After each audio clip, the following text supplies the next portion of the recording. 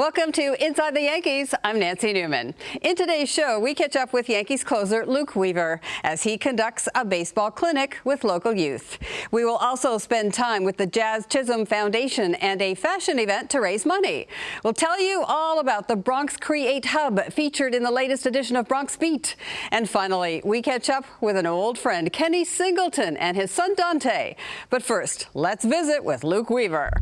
Over the weekend, we caught up with Yankees reliever Luke Weaver, who hosted a baseball clinic in collaboration with JustinTime Baseball for all ages. The camps are cool, especially during the season. You know, you try to get out every once in a while.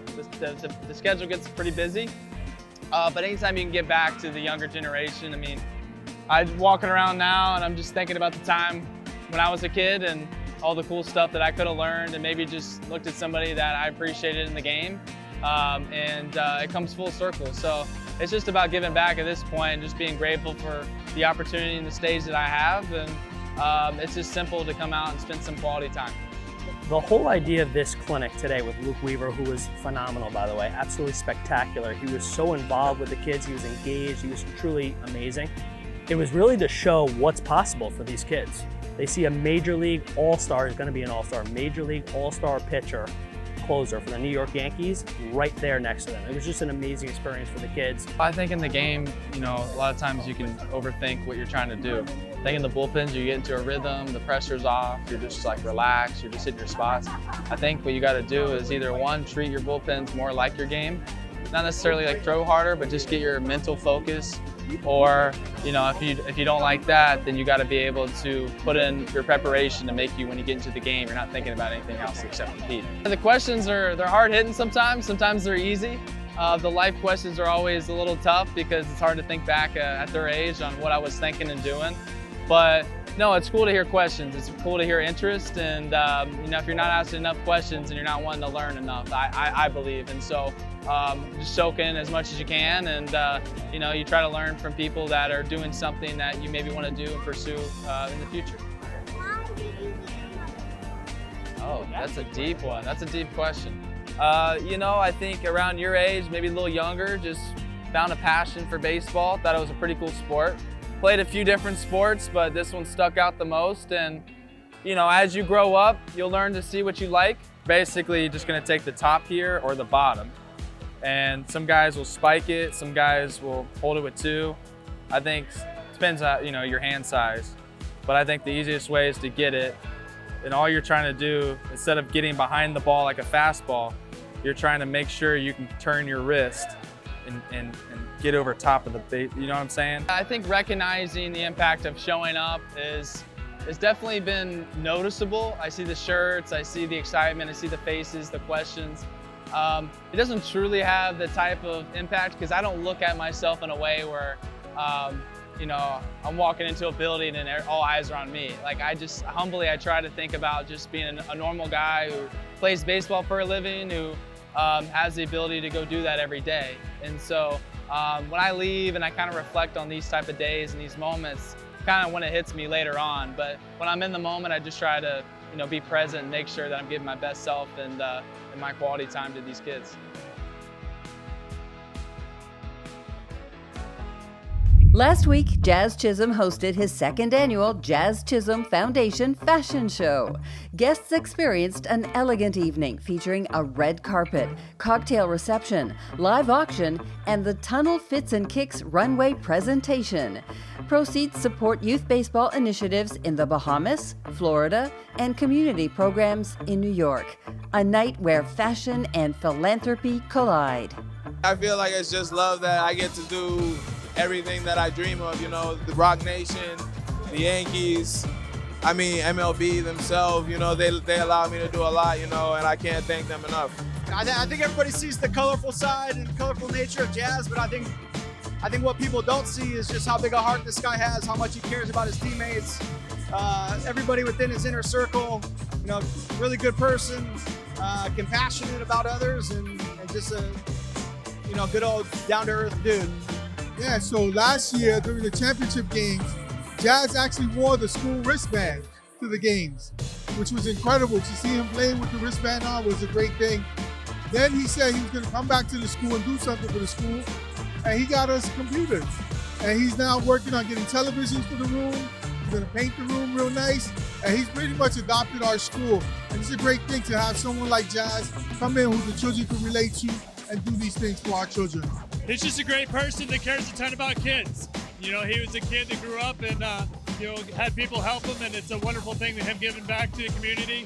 And it's just a pleasure to be here with him. Pretty different, just like my boy Jazz, he's different. So proud of him for doing this, for giving back to the community, and happy to be here for him. You know, I think any foundation's great to show up. It's always for a good cause, and for my boy Jazz, it's pretty cool. So I'm excited to be here. It's amazing, I can't thank them enough either, because they let me be myself from day one that I got here. They could have told me like other places that I had to go to, but they just told me, hey, we want you to be yourself. We want you to bring that energy, and we want you to bring your style. So I can't be more grateful than to be a Yankee and thank them. We serve the communities in New York, Florida, and the Bahamas. So for me, it's just the places that I've been that I fell in love with right away. You know what I mean? The Bahamas, obviously, I grew up in the Bahamas, so I love my home. I grew up a little bit in Florida, but I played in Miami, and I loved Miami as well. And now in New York, I found love at first sight in New York. So to give back to the kids of these communities feels like giving back to my own community, and like just to see kids smile every day just because of what you gave them. Like, they'll show you a glove that they've had for a year and a half that's beat up, but you gave it to them, you know what I mean? And they just, the biggest smile on their face, that just gives you butterflies. Like, that's nothing like playing a game. It's like the most genuine love you can find. So like, that's what I really do it for,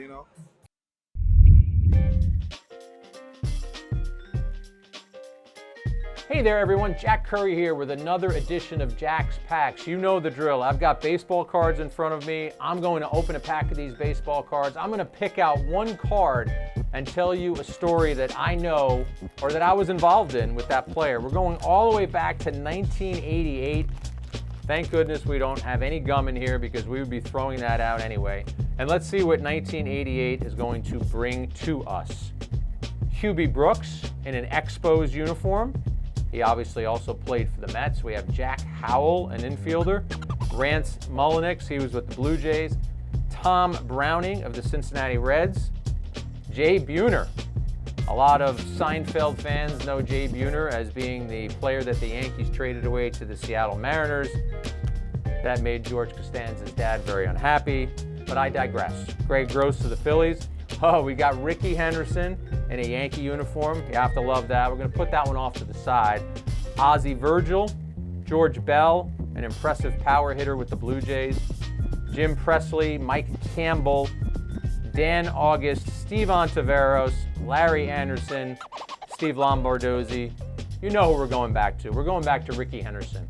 I had the great pleasure of interviewing the late, great Rickey Henderson many times during his career and my career. Greatest leadoff hitter of all time. I want to tell you a couple stories about when he was on the cusp of getting into the Hall of Fame and then he got in the Hall of Fame. The Hall of Fame voting was happening the next day. I secured a phone number for Rickey Henderson. Want to ask him what he thinks about his chances. We all knew he was going to get in, but I wanted to get a scoop. I wanted to get that interview. So I called the Rickey Henderson number. And I knew Rickey's voice, and the person, when the phone was picked up, said, hello? I said, hey, Rickey, this is Jack Curry. I'm calling you as a sports writer for the New York Times. I wanted to ask you about the Hall of Fame. And before I could finish my spiel, he said, how are you doing? I said, well, I'm doing well. Again, I would love to ask you about the Hall of Fame and what you think your chances are. You had such a great career. And then that voice said, well, it's not me. This is a message that I'm leaving for you. So I was duped by Rickey Henderson with his voicemail. Well, let's go to the next day. I did get Tony La Russa, his former manager, on the phone, and he asked me to pass on a message to Rickey Henderson. Tony La Russa called Rickey the most dangerous player in baseball history because he was the distraction. And everything he did on the field was toward winning a baseball game. Throughout his career, Rickey always said to La Russa, I'm the reason you won the World Series in 1989.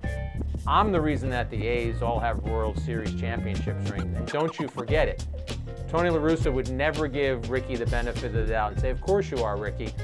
So the manager asked me to pass a message on to Rickey, who I saw the next day at a press conference in New York. when all the questions were done, I said, hey, Rickey, I interviewed Tony La Russa yesterday. He wanted me to tell you that you were the reason that the A's won the '89 World Series.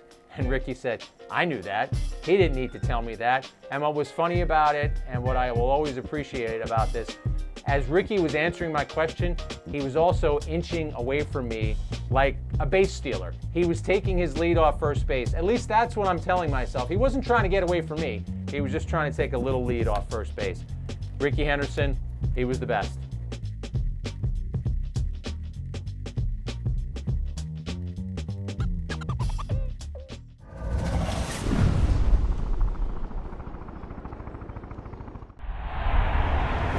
Welcome back to Inside the Yankees. The Bronx has always been known as a borough of creativity. From birthing hip-hop to innovating fashion, the Bronx is a leader in shaping the latest and the greatest. The Kreate Hub has taken the creative energy of the Bronx and turned it into a place where aspiring artists can hone their craft.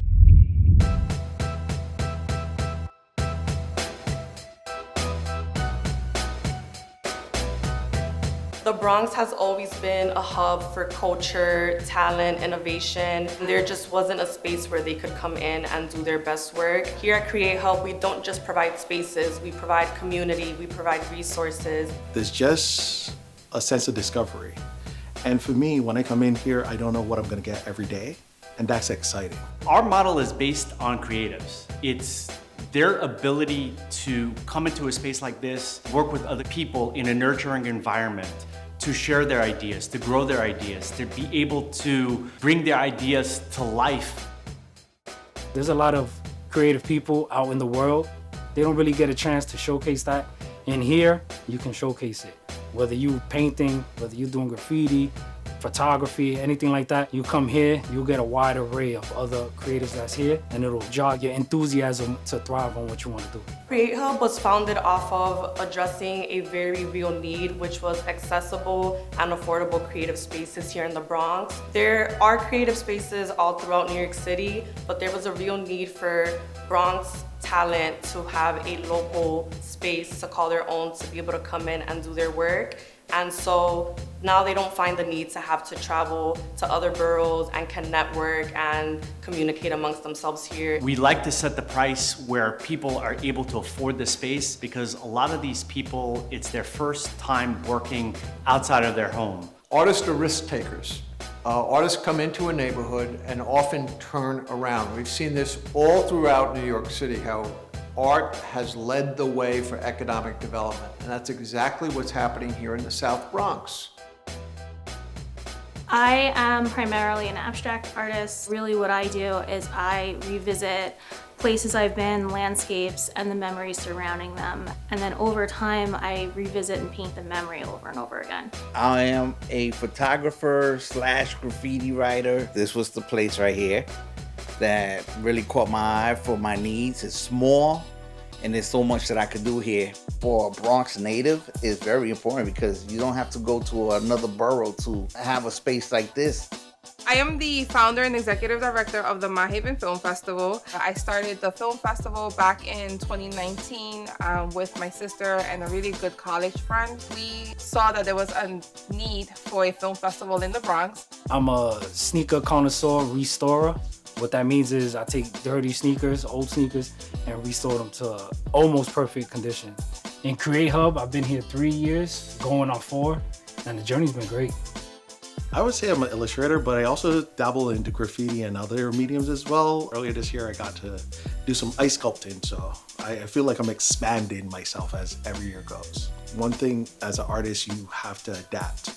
Sometimes staying in the same lane causes you to lose that inspiration. I think just being in the space, being around people that you get along with, have fun, enjoy their company helps with that immensely. Our secret sauce is the ability to bring people together.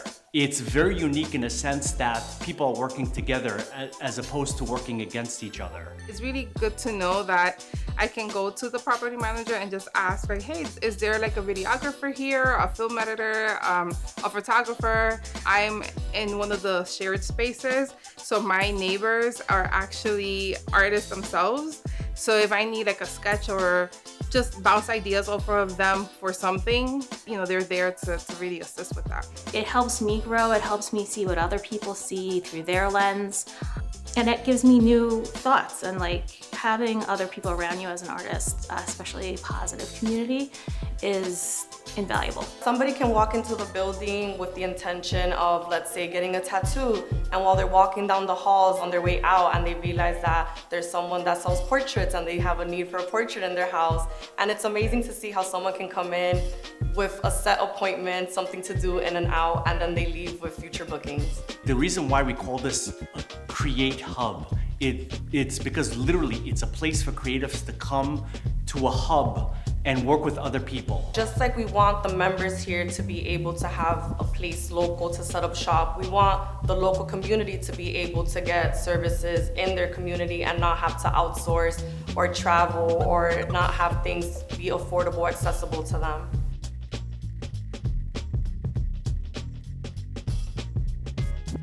We want people to feel like it's their home, so they decorate it the way they want. They draw murals on the walls. They put up art as the way they want to put it up. They put up their logos on their doors. They make the space as opposed to us making the space for them. I think that's one of the goals that Dan had for the Kreate Hub. He's been very open about us expressing ourselves as much as possible in the space. Also, the beautiful thing is that there's a gallery downstairs where people can share their work and have different events. I feel like when you have to share your work in other spaces is at the behest of other curators and stuff like that. But here you can share whatever you like. It's a great way to like get your work seen, even if you are also like working another job or doing something else. And really everybody is welcome, which is great. It was supposed to be a 3-month thing. I've been here for 4.5 years, so you know, it's just one of those places where you don't want to leave. You don't feel like you're alone here. The first month that I was here, you know, I felt like family. Find out about this place and I just happened to take a chance and come here, and it felt right and it felt like home. Great cities are those cities that embrace artists, makers, and entrepreneurs because they bring creativity, they bring innovation, and they bring good jobs.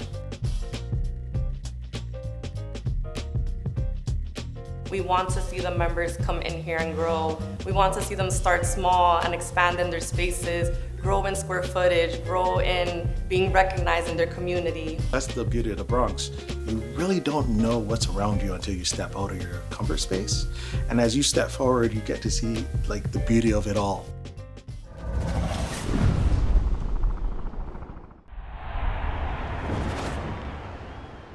Former major leaguer and longtime Yankees announcer Ken Singleton was on the call for many of the Yankees' biggest moments. He retired in 2021 to spend more time with his family, and recently we caught up with Kenny and his son Dante to see what he's been up to.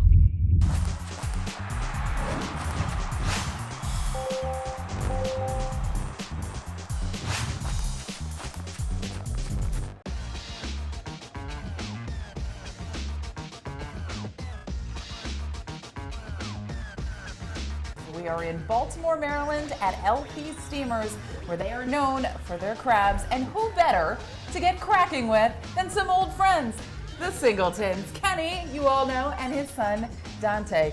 Kenny, what have you been up to? What have I been up to? Playing a lot of golf, number one. Go watch my grandson play baseball when I can, drive up to New Jersey. And hanging out with my kids too. I had a chance to see Dante today. He's busy at work. Personal trainer now, so nice. Yeah, so he's keeping people fit. I don't know if crabs will fit into the where diet. are we at on that? No, these are fine. These will pass. These will pass? Dante's an expert. Born and raised here, so he knows what he's doing. I've seen him sit for hours and eat these things one after another. I know there's an art to it, so what do we have going on First here? things first, you always want to take a good look. You always want to pick the best looking ones. I always like to go by the feel. If there's a decent amount of weight to it, you feel nice and full crab right there. So you turn them over, right? This is our first step right here. This little widget right here, whatever you want to call this guy, you want to pull him out right there. So pull him out, you can yank that off. That widget's gone. It's like the wishbone of a crab? More or less. Some people like to just open them as is. Me, I like to pick off the legs. How you doing over Are there, you going Kenny? right into the claws? Yeah. Here we go. All right, so we got the legs off. Mm-hmm. Crack that whole thing in half. Pick whichever half you want. Then you kind of give that a squeeze. and then go back in the middle and crack that in half. Now you got that whole thing open right there. And everything in there. You're natural. Yeah, this is like You're a actually doing whole really well. science. Yeah. And then everything in here, obviously that's not crunchy shell, is meat. So Kenny, what's the best thing about being retired? When I wake up in the morning, the day is mine. I don't have to rush to Amtrak. I do miss the people I work with. That's number one. Everybody at Yes is at the top of their game. They know what they're doing from bottom to top. Well, that is going to do it from LP Steamers. Dante, how did we do? It wasn't terrible, right? You guys are all right. I'll accept you into the club. You guys are, you're in. Wait a minute, one more look out, everybody. That's going to do it for this edition of Inside the Yankees. Join us next time for more in-depth coverage of your New York Yankees. For our entire team, I'm Nancy Newman. Take care, everybody.